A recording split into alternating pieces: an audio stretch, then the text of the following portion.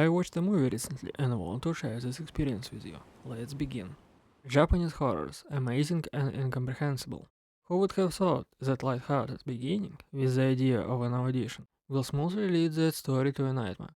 From the director's commentary, I have found out that the director Takashi Miike and screenwriter Daisuke Tengen never specialized in horror genre before the audition.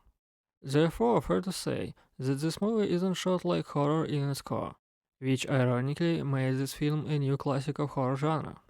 Usually the part that works as scary in horror movies in some kind of supernatural or demonic entity, at least before the audition came up.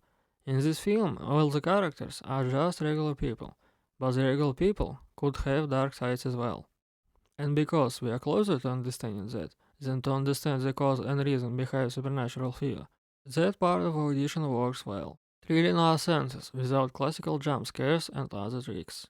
There is a few, by the way, but it's not that annoying as it usually can be, giving the viewer a feeling of a cheap fear out of surprise.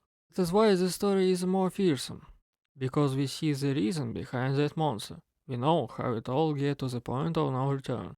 And what signs Aoyama ignored, being blinded by the idea of an audition for his future wife.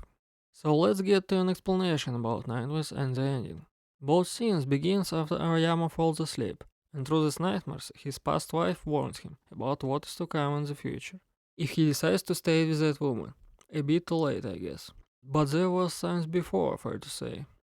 Asami is traumatized. In that scene, she asks him if he would love only her forever.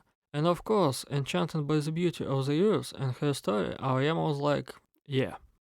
In her eyes, he deceived and betrayed her, so it means he is just like everyone else. And everyone she knew was a tormentor and brought her nothing but suffering. Therefore, she treats him as one. By the way, in the director's commentary, there is an interesting version about Asami. I guess I'll just quote it word by word. She experienced some trauma in her childhood, and it became this huge part of her. Her love became obsession. Her only way of showing love was through torture, since she had been tortured when she was a kid.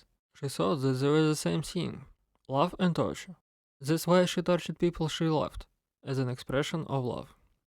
Growing up in a modern society, consuming content and all kinds of information online, we unconsciously learn to judge people based on their appearance, on how they look, completely ignoring personality behind that cover. We get attracted to shapes and forms, colors and parameters. And by itself, it's kind of fine, it's just nature, some would say.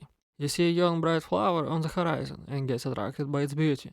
But like in the nature, one shall not forget about purposes and qualities behind that appearance, in order to avoid misunderstandings.